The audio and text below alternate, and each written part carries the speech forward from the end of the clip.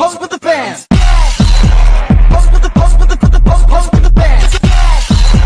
Pose with the pose with the pose with the fans. Pose with the fans. Fans.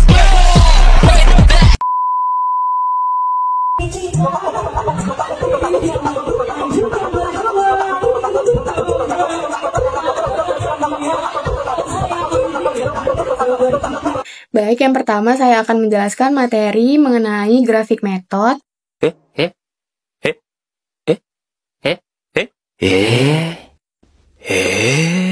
Explaining the definition of graphic method. Dalam matematika, metode grafik digunakan untuk menyelesaikan persamaan linear dua variabel. Untuk menentukan himpunan penyelesaian dari metode grafik ini, ada dua langkah penting yang perlu dilakukan. Yang pertama, gambarkan grafik himpunan penyelesaian dari masing-masing persamaan linear. Yang kedua, tentukan titik potong dari grafik himpunan penyelesaian dari masing-masing. Nah, untuk lebih memahami materi dari metode grafik ini, kita akan masuk ke latihan soal serta penyelesaiannya. Nah, di sini sudah terdapat dua persamaan linear dua variabel, dan kita akan mencari himpunan penyelesaiannya menggunakan metode grafik. Langsung saja ke penyelesaiannya. Nah, yang pertama kita akan menyelesaikan dari persamaan yang pertama, dan kita akan membuat tabel sederhana terlebih dahulu. Nah, di sini kita akan misalkan X itu sebagai 0, maka 2 dikali 0 hasilnya 0, yang tersisa adalah 3Y sama dengan 6. Maka nilai dari Y adalah 6 dibagi 3, maka hasilnya 2. Maka kita dapat nilai dari titik X dan Y adalah 0, dan nilai dari Y adalah 2. Lalu, kita misalkan juga Y sebagai 0, maka 3 dikali 0 adalah 0, yang tersisa adalah 2X sama dengan 6, maka nilai dari X sama dengan 6 dibagi 2, maka hasilnya adalah 3. Maka kita dapatkan nilai dari X dan Y adalah 3 dan 0. Sekarang kita akan mencari nilai dari X dan Y dari persamaan yang kedua. Kita buat tabel sederhana seperti tadi. Lalu kita misalkan juga X itu adalah 0, maka yang tersisa Y sama dengan negatif 2. Jadi nilai dari Y adalah negatif 2. Dan hasilnya nilai dari X itu adalah 0, dan nilai dari Y itu adalah negatif 2. Lalu kita misalkan juga bahwa Y itu adalah 0, maka yang tersisa 2X sama dengan negatif 2. Jadi nilai dari X sama dengan negatif 2 dibagi 2, maka hasilnya negatif 1. Maka kita dapatkan hasil nilai dari X itu negatif 1 dan nilai dari Y itu adalah 0. Nah, setelah kita mendapatkan nilai dari X dan Y dari kedua persamaan ini, kita akan lanjut membuat titik pada garis kartesius. Nah, yang pertama, nilai dari X ini adalah 0 dan nilai dari Y ini adalah 2. Maka nilai dari X 0 berarti ini di tengah. Nilai dari Y 2, maka di sini titiknya. Lalu di sini nilai dari X dan Y adalah 3 dan 0. Maka nilai X di sini, nilai X itu di sini, dan nilai Y itu 0, maka di tengah. Setelah kita mendapatkan titik dari nilai X dan Y, maka kita akan hubungkan dengan sebuah garis. Setelah itu kita akan membuat titik pada nilai X dan Y pada persamaan yang kedua. Nilai X dan Y yang pertama itu 0, negatif 2, maka kita tuliskan titiknya di sini. Yang kedua negatif 1 dan 0, maka kita tuliskan titiknya di sini. Dan kita akan hubungkan dua titik ini dengan sebuah garis juga. Nah, setelah kita menghubungkan dua garis ini, kita sudah mendapatkan titik potong dan ini sudah menjadi jawaban. Maka setelah itu kita akan hubungkan titik potong ini ke sumbu X. Maka kita akan mendapatkan nilainya yaitu negatif 3. Dan kita akan hubungkan ke sumbu Y dan kita mendapatkan hasil 4. Jadi penyelesaiannya adalah X sama dengan negatif 3 dan Y sama dengan 4. Nah, selanjutnya kita akan masuk ke kuis. Let's practice your skill about graphic math. Nah, di sini terdapat 2 buah soal yang bisa dikerjakan untuk bisa lebih memahami mengenai metode grafik ini. Sekian penjelasan dari saya. Terima kasih. Baik, mari kita lanjutkan ke pembahasan kita selanjutnya mengenai salary calculation atau perhitungan gaji. Explaining the definition of salary calculation. Gaji merupakan salah satu kewajiban utama yang harus dipenuhi oleh perusahaan untuk kesejahteraan karyawannya. Main components of salary calculation yang pertama ada basic salary atau gaji pokok. Gaji pokok adalah upah dasar yang diterima oleh karyawan berdasarkan perjanjian kerja. How do we calculate basic salary? Nah, gaji pokok dapat dihitung sebagai bagian dari gaji total. Jika total penghasilan diketahui di mana gaji pokok sama dengan total upah dikali 75%, namun jika gaji pokok sudah ditentukan, total upah dihitung sebagai total gaji sama dengan gaji pokok dibagi 75% atau total penghasilan sama dengan gaji pokok dibagi 0,75. Kita masuk ke exercise yang pertama, yaitu hitung gaji pokok dari total penghasilan di soal berikut ini. Seorang karyawan menerima total penghasilan sebesar 8 juta. Sesuai aturan, gaji pokok harus minimal 75% dari total penghasilan. Berapakah gaji pokoknya? Nah, rumus yang kita gunakan yaitu gaji pokok sama dengan 75% dikali total penghasilan, yaitu 0,75 dikali 8 juta dan mendapatkan hasil 6 juta. Kita masuk ke main components of salary yang kedua, yaitu allowance atau tunjangan. Tunjangan adalah komponen tambahan dari gaji yang diberikan kepada karyawan di luar gaji pokok untuk mendukung kesejahteraan mereka, baik secara finansial maupun non-finansial. And anyway, how do we calculate allowance? Gimana sih kita menghitung tunjangan harian? Tunjangan harian dihitung berdasarkan jumlah kehadiran biasanya. Total tunjangan sama dengan jumlah kehadiran atau hari dikali tunjangan per hari. Nah, gimana sih kalau menghitung tunjangan berdasarkan persentase? Kadang tunjangan dihitung sebagai persentase dari gaji pokok dengan rumus tunjangan sama dengan persentase dikali gaji pokok. Nah, kita masuk ke exercise yang kedua, yaitu menghitung tunjangan harian.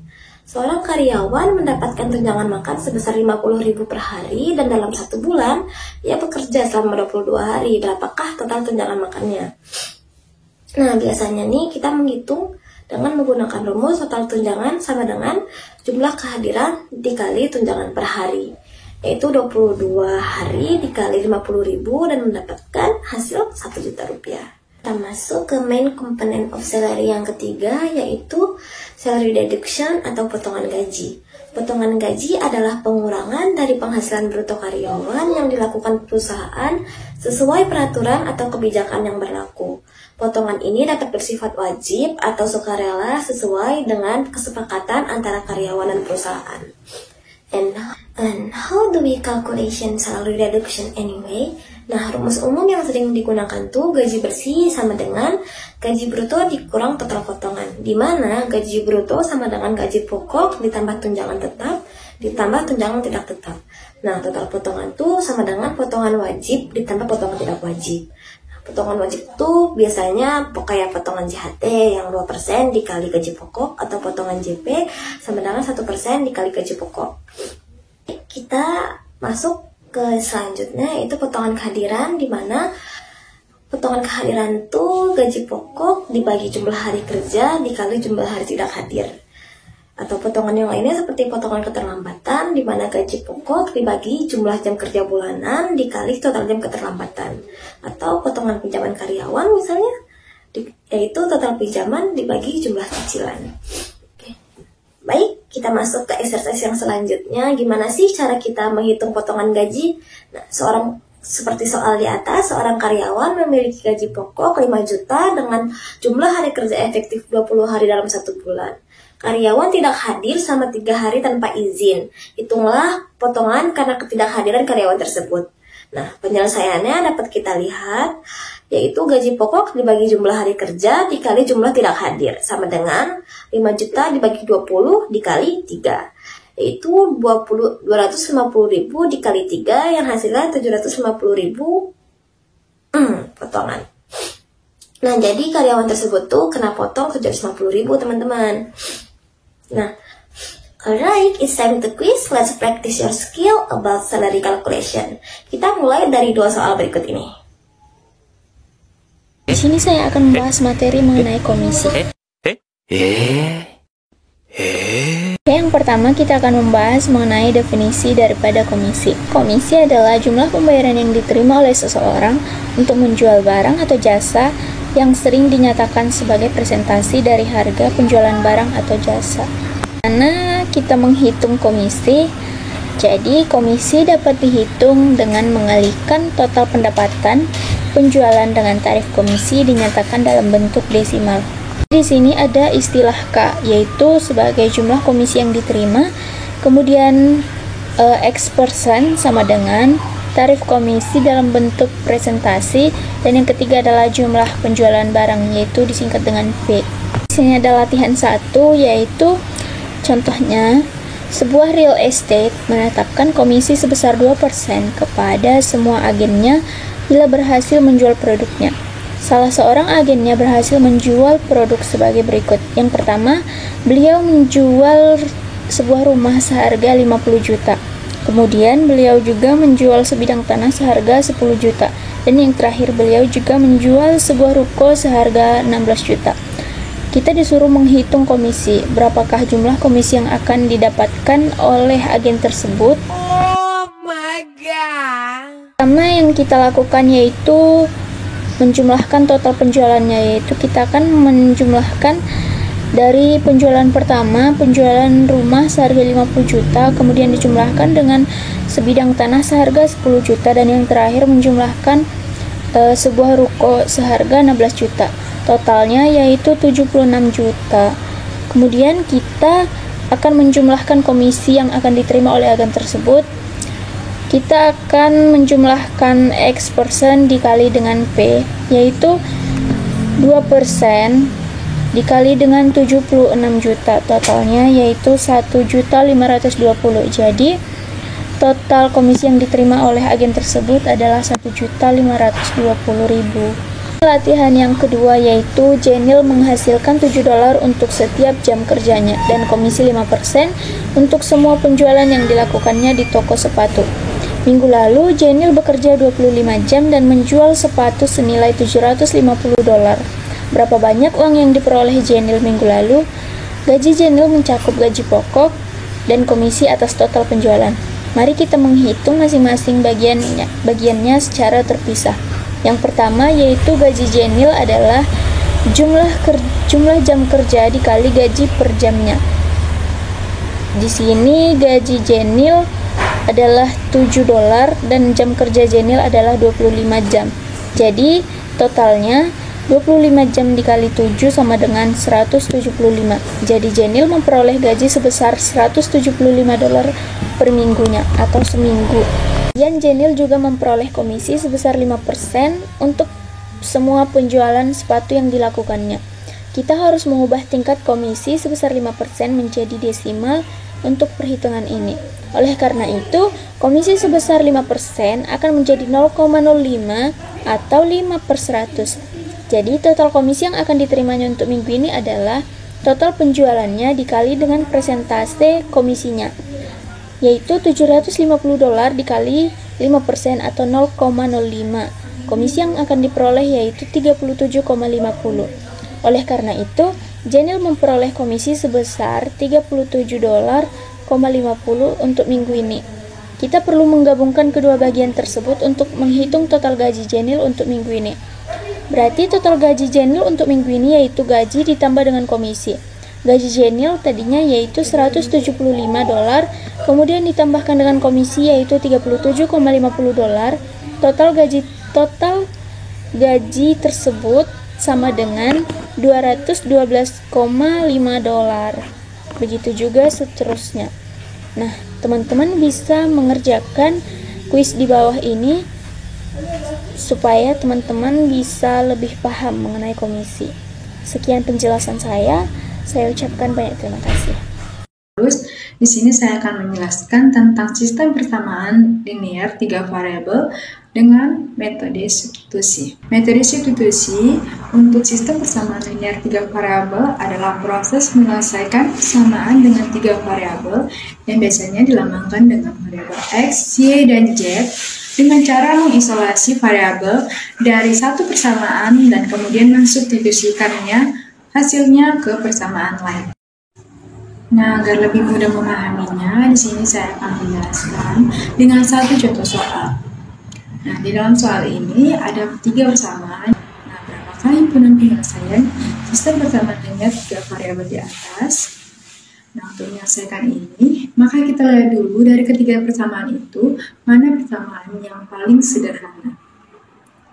Maka, kita lihat dari situ, persamaan satulah yang paling sederhana, yaitu X tambah Y kurang Z sama dengan min 3. Lalu, kita buat X sebagai fungsi Y dan Z. Maka, variabel Y dan Z-nya kita pindah luas ke sebelah kanan. Nah, dan menjadi X sama dengan min 3 kurang Y tambah 7. Nah, nilai X inilah yang akan kita substitusikan ke persamaan yang kedua. Persamaan yang kedua itu X tambah 2Y tambah Z. Maka X-nya itu kita ganti min 3 kurang Y tambah Z tambah 2Y tambah Z sama dengan min 7. Nah, setelah itu kita sederhanakan menjadi min 3 tambah Y tambah 2Z sama dengan 7. Lalu kita kelompokkan yang di sebelah kiri yang bervariabel dan yang sebelah kanan yang tidak ada variabelnya. Jadi Y tambah 2Z sama dengan 7 tambah 3. Dan Y tambah 2Z sama dengan 10. Inilah yang dinamakan persamaan 4. Kemudian dilanjutkan dengan mensubstitusikan variabel X ke dalam persamaan ketiga. Maka persamaan ketiga tadi 2X tambah Y tambah Z sama dengan 4. X-nya itu kita ganti menjadi nilai X yang tadi. Maka didapatlah 2 buka kurung min 3 kurang Y tambah Z tutup kurung tambah Y tambah Z sama dengan 4. Lalu kita sederhanakan lagi menjadi min 6 kurang 2Y tambah 2Z tambah Y tambah Z sama dengan 4. Min Y. Nah, hasilnya min Y tambah 3Z sama dengan 4 tambah 6. Dan yang terakhir, min Y tambah 3Z sama dengan 10. Inilah yang dinamakan persamaan yang kelima. Seperti yang telah kita lihat tadi, persamaan 4 dan 5 membentuk sistem persamaan keduanya dengan variabel Y dan Z. Nah, persamaan 4 tadi Y tambah 2Z sama dengan 10. Persamaan 5, min Y tambah 3Z sama dengan 10. Inilah persamaan 5. Setelah itu, selesaikan kedua persamaan tersebut menggunakan metode substitusi. Pilih salah satu persamaan yang paling sederhana, yaitu persamaan yang pertama atau yang keempat. Maka diperolehlah Y tambah 2Z sama dengan 10. Y sama dengan 10 kurang 2Z. Lalu substitusikan Y ke dalam persamaan 5. Maka min Y, nah tadi kita masukkan yang persamaan 5 tadi, min Y kita ganti jadi min buka kurung 10 kurang 2Z tambah itu kurung tambah 3Z sama dengan 10. Lalu kita sederhanakan lagi menjadi min 10 tambah 2Z tambah 3Z sama dengan 10. Dan lalu kita selesaikan kembali, maka 2Z tambah 3Z sama dengan 5. Hasilnya min 10 tambah 5Z sama dengan 10. Nah, 5Z sama dengan 10 tambah 10. 5Z sama dengan 20.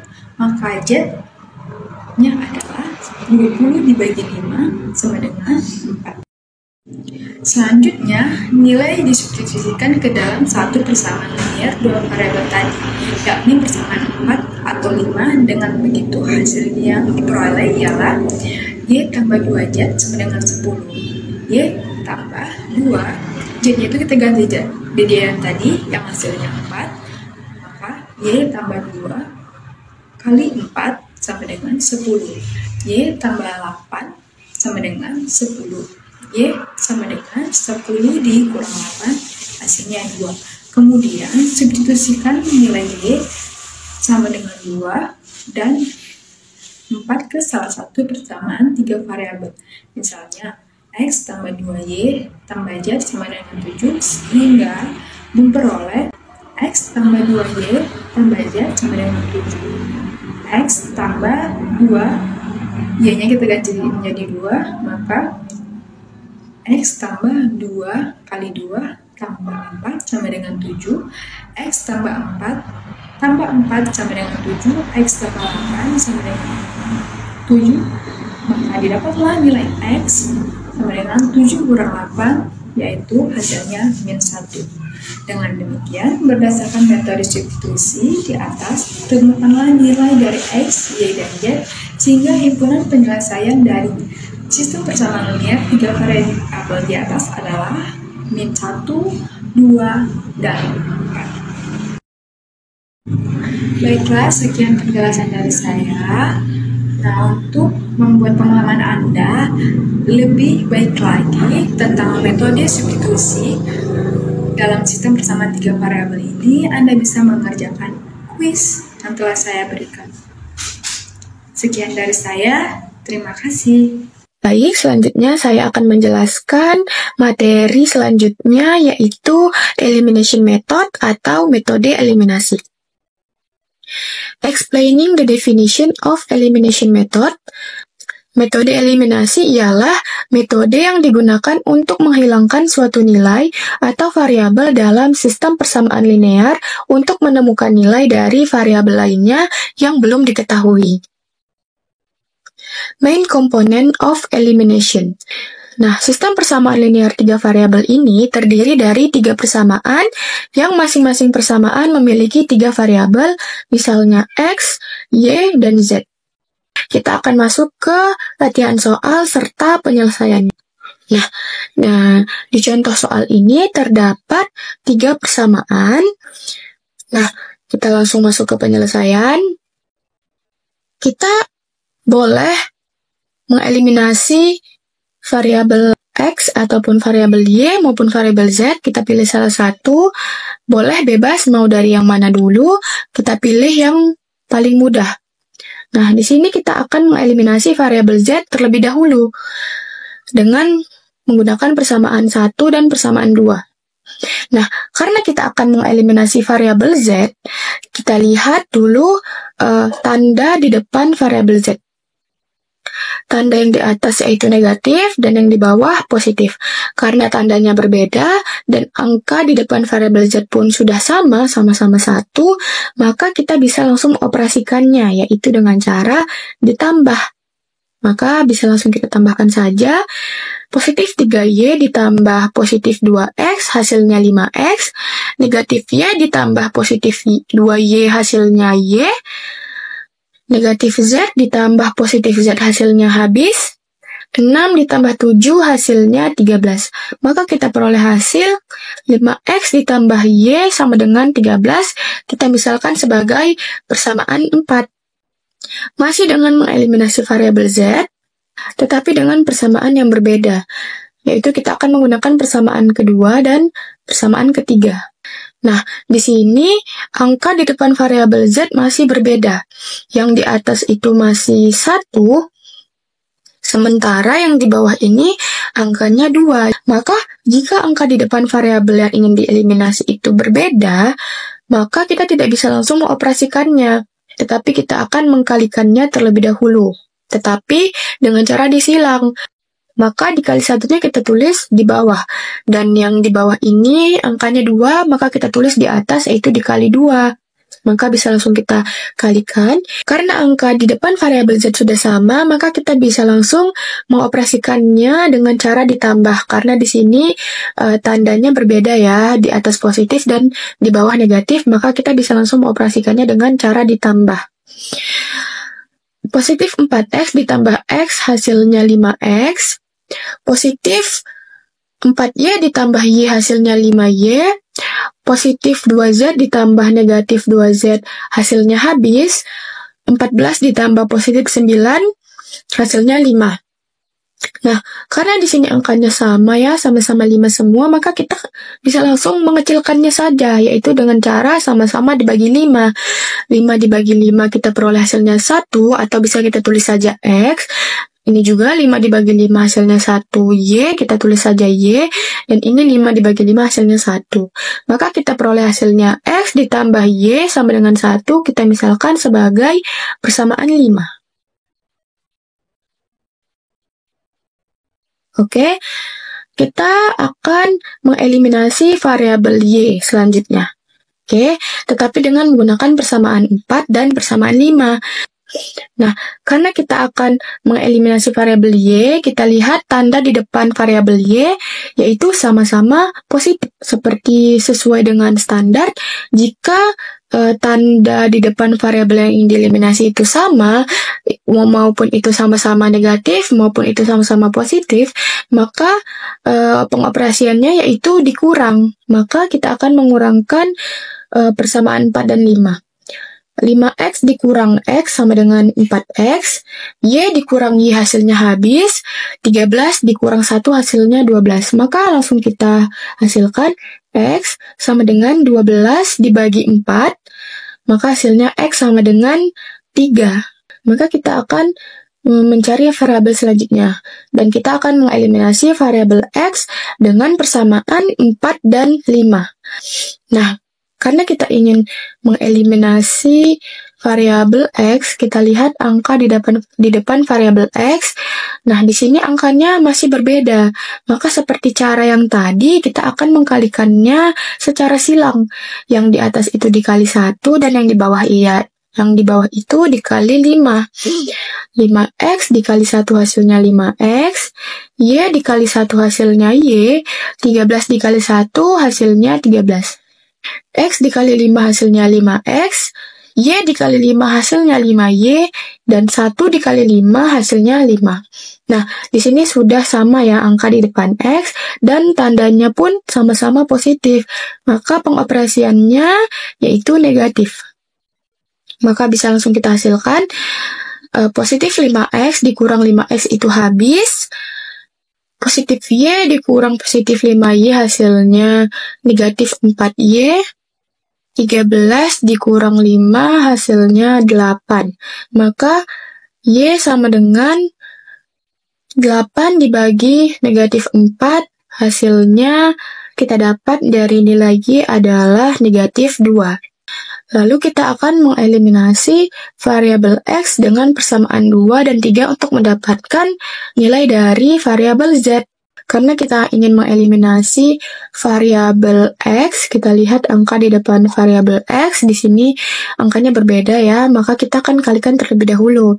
Di sini dikali 1 dan di sini dikali 2. 2X dikali 1 hasilnya 2X, 2Y dikali 1 hasilnya 2Y, Z dikali 1 hasilnya Z, 2 dikali 1 hasilnya 2. Lalu kita kalikan yang bawahnya juga.